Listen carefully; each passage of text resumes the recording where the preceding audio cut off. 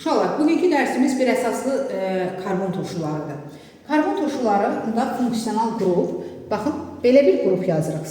COOH. Buna deyirik karboksil qrupu. Fikir versəz, burada iki dənə qrup var. Bax, keçmişdik. Karbonil qrupbası var, bir də hidroksil qrupbası var. Bunun birləşməsinə alınan qrupa deyilir karboksil qrupbası. Və karbon turşuları dedikdə ümumi formul belə yazılır. Bax, COOH, yəni bura R radikalı birləşir. R radikalını biz əvvəlki dərslərdən keçmişdik. Alkil radikalı necə yazılır? CNH2 üstə gəl 1, COOH. Deməli, karbon turşularının ümumi formulası belə yazılır uşaqlar. Karbon turşularında fikir versəz, ilk karbon turşusu, birinci karbon turşusunda, bax, ən kiçik radikal hansıdır? Metil radikalı. Yəni, biz bura metil radikalı birləşdirməliyik. Məsələn, metil radikalı birləşdirsən, bax, COOH-ı yazıram. Amma karbon turşularında ilk nümayəndədə bura metil radikalı birləşmir. Bura hidrogen radikalı birləşir. Bax, ilk nümayəndə budur. Hidrogen radikalı birləşən nümayəndə. Buna deyirik, indi adlarını deyəcəm, qarışqa turşusu, sirkə turşusu. Digər gedə. Məsələn, baxın, CH3 yox, C2H5COH yazıram. Sonra C3H7COH yazıram. C4H9COH. Davam edək, homoloji sıranı karbonların sayını bir-bir artırmaqla biz yazırıq. Məsələn, C6H13COH və başqa bir nümayəndələr yazıram, çox test-testlərdə verirlər. C17H35COH, C15H31COOH. Bax, bunlar karbon turşularının homoloji sırasıdır. Yenə deyirəm, karbonun sayı fikir verin. Birincidə funksional qrupa metil yox, hidrogen birləşir. Ona görə bu formulaya baxanda biz görürük ki, karbonun sayı karbon turşularımızda şöyle bak. Endi burada da bir karbon var. Ona görə karbon turşularının da karbonun sayı en üstə gəl 1-ə bərabər olur. Yaxşı, bəs qarışqa turşusunda necə olur? Qarışqa turşusunda baxın, bir burada var. Burada en yoxdur. Deməli, qarışqa turşusunda en 0-a bərabərdir. En 0-a bərabərdirsə, deməli, onun bir karbon var. Bu incə nüansa fikir vermək lazımdır. Karbon turşularının gələk adlandırmasına. Karbon turşularında uşaqlar yadınızda saxlayın ki, 3 cür adlandırma var. Çoxuna trivial və tarixi adlandırma verilir. Deməli var, trivial və ya tarixi adlandırma, sonra var səmərəli adlandırma və əlbəttə ki, beynəlxalq adlandırma. Uşaqlar, ilk çox nümayəndəsinə tarixi adlar verilir. Birinci turşunun tarixi və trivial adına deyirik qarışqa turşusu və yaxud formiat turşusu. İkinciyə turşuya deyirik sirkə turşusu və ya asetat turşusu. Üçüncüyə deyirik propion turşusu. Propion turşusu, bax fikir verin. Dördüncü turşunun adına deyirik, bunlar tarixi, trivial adlarıdır. Yağ turşusu. 5 karbonu olana, bax burada 5 karbon var, 4 bu, bir də bu edir 5. Deyirik valerian turşusu. 6 olana deyirik kapron turşusu. 7 olanın tarixi adı enant turşusu. Bir də yenə deyirəm, bunlar da çox verilir. Testlərdə stearin turşusu, çox ali karbon turşuları da, ali doymuş karbon turşuları. Bu isə polimitin turşuları. Yəni bunların adını sonraki dərslərdə də tez-tez eşidəcəksiniz. Ona görə dəqiq bilin. Gəlirik trivial adlarına. Trivial adlarında biz öyrənmişik ki, söz yığılıdır. Yəni burada nömrə yoxdur. Burada nə isə deməli törəməsi kimi baxılır. Məsələn, tutaq ki, dedik spirtlərdə metil spirtinin törəməsi kimi baxılır. Tutaq ki, alkinlərdə asetilenin törəməsi kimi baxılır. Burada isə qarışqa turşusu yox, sirkə turşusunun törəməsi kimi baxılır. Məsələn üçün, bir dənə nümunə yazaq. Bunu tutaq ki, propion turşusunun səmərəli üsulundan adlandırırıq. Bu zaman karboksil qruplarına birləşən karbonla birlikdə buna deyilim sirkə turşusu. Sirkə turşusu dedikdən sonra isə ona birləşən radikalın adını deyib, axırda sirkə turşusu deyirəm. Bura metil radikalı birləşir. Yazıram, metil sirkə turşusu. Diqqətli olun. Hamısında sirkə turşusu deyirik. Aldehidlərdə sirkə aldehidi deyirik. Xatırlayırsınız, bunlar əlaqəlidir. Gəlirik beynəlxalq nomenklaturada. Beynəlxalq nomenklaturada isə biz bilirik ki, həmişəki kimi nömrələmə aparılır. Məsələn, bir dənə nümunə yazaq. Tutaq ki, belə bir turşu yazmışam. Karboksil qrupundan başlayaraq nömrəliyirəm. Baxın, bura qoyuram 1, 2, ən uzun karbon zənciri seçirik. 4, 5. Karboksil qrupundan başlayıb nömrəliyirəm. Baxın, üçüncüdən metil radikalı birləşir. Necə adlandırıram? 3 metil, 5 dənə karbon deyirəm pentan turşusu.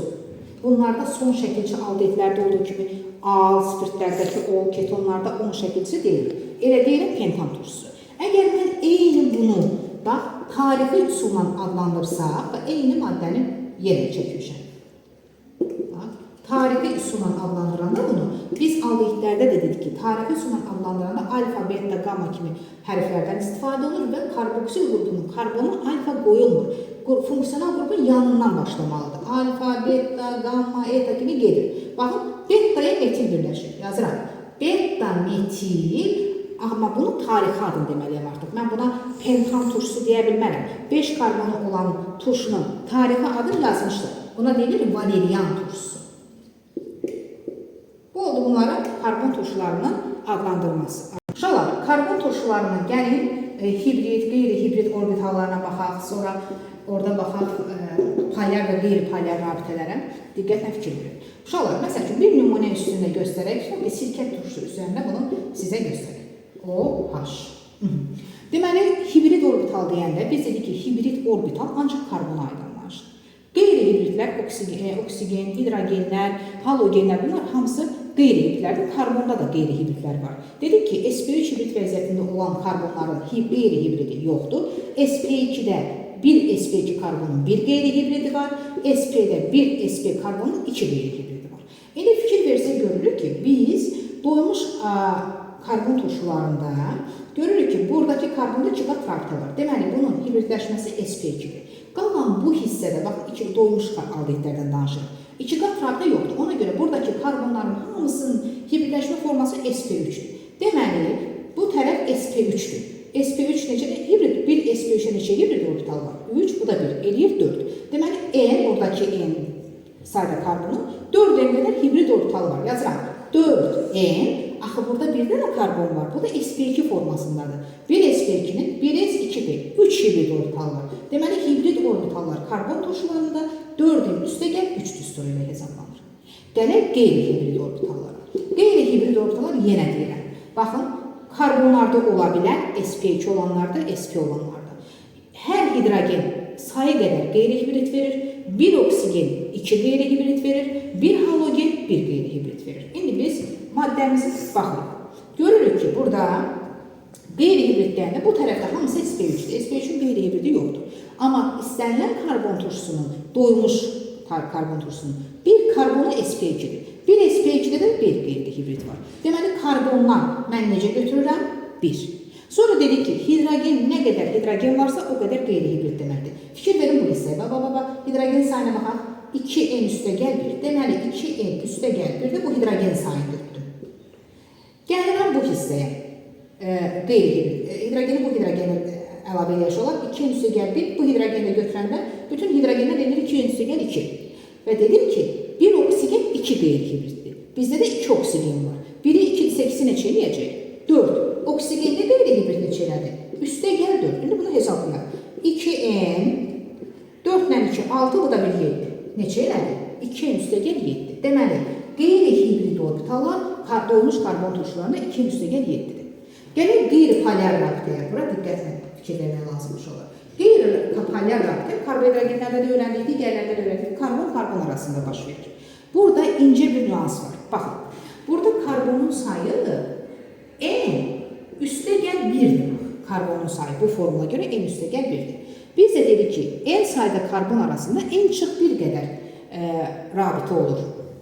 Qeyri-polyar sigma rabitə olur. Deməli, karbonla karbon təhqat rabitə olanlarda, açıq quruluşlularda 5 karbon arasında 4 rabitə olur, 6 karbon arasında bir vahid az 5 karbon olur. Burada da bax, n sayda olanda n çıx bir qədər olur. Axı, burada bir dənə karbon yeni var, üstə gəl 1 olanda bu neyini aparıb qalır n. Deməli, qeyri-polyar sigma rabitə bunlarda nə qədər olur? Uşaqlar, diqqətli olun, n olur. Yaxşı, bəs polyar rabitə nədir? Dedik, polyar rabitə fərqli elementlər arasında baş verir. Baxın, karbonla hidrogen arasında olur. Burada əlavə, bura baxın, bax, karbonla oksigen arasında və oksigenlə hidrogen arasında, bax, karbonla oksigen arasında və oksigenlə hidrogen arasında da polyar rabitələr var. Gəlin baxın, karbon-hidrogen arasındakı polyar rabitə budur. 2n üstə gəl 1-dir. Oksigenlə hidrogen arasında bir dənə rabitə var. Karbonla oksigen arasında 1, 2, 3 polyar rabitə var. Deməli 3 dənə polyar rabitə burada var. Bunları toplasaq eləyir 2n, 3, 4, 5. 2n üstə gəl 5 qədər polyar kovalent rabitə olur doymuş karbon turşularında. Uşaqlar, karbon turşuları bir neçə əlamətə görə təsnif olunur. Bir radikalın quruluşuna görə təsnif olunur. Buna 3 yerə bölünür.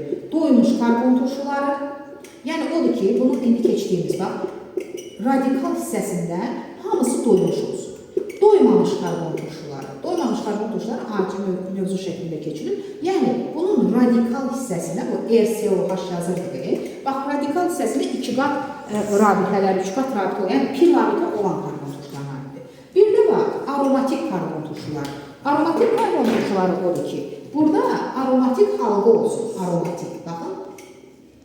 Bax, bu isə aromatik karbon turşulardır. Deməli, radikalın vəziyyətinə görə doymuş, doymamış və aromatik karbon turşuları olur. Bir də uşaqlar, karboksil qrupun sayına görə bölünür. Bir əsaslı karbon turşuları, 2 əsaslı karbon turşuları. Bir əsaslı odur ki, məsəl üçün, bax, bura bir dənə radikal birləşsin.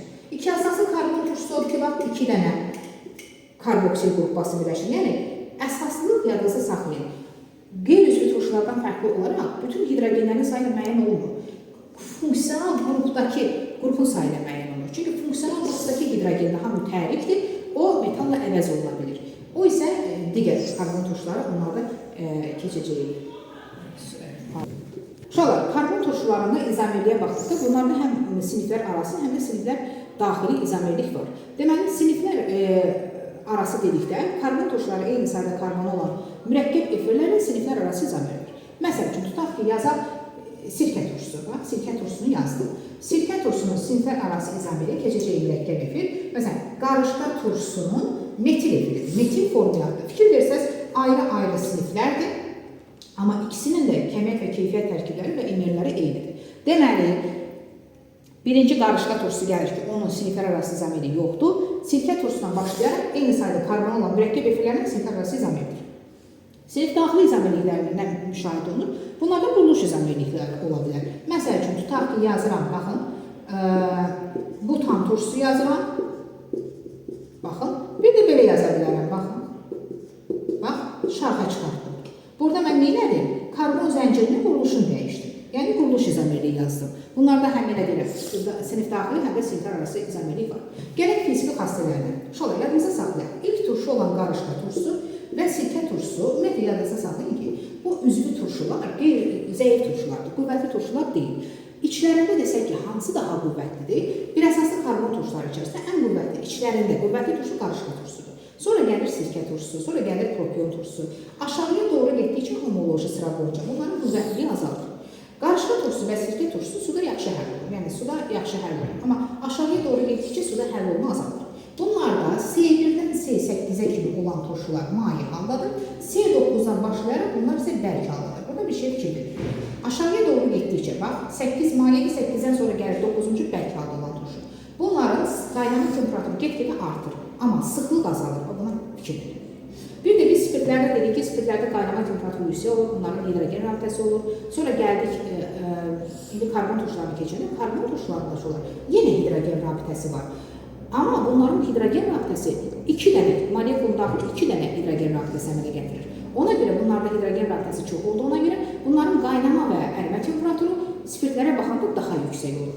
Deməli, biz izah elədik bugün karbon turşularının homoloji sırasını, onlarda izomerliyi, hibrid, qeyri-hibrid orbitallar və rabitələri və onların təsnifatı və fizik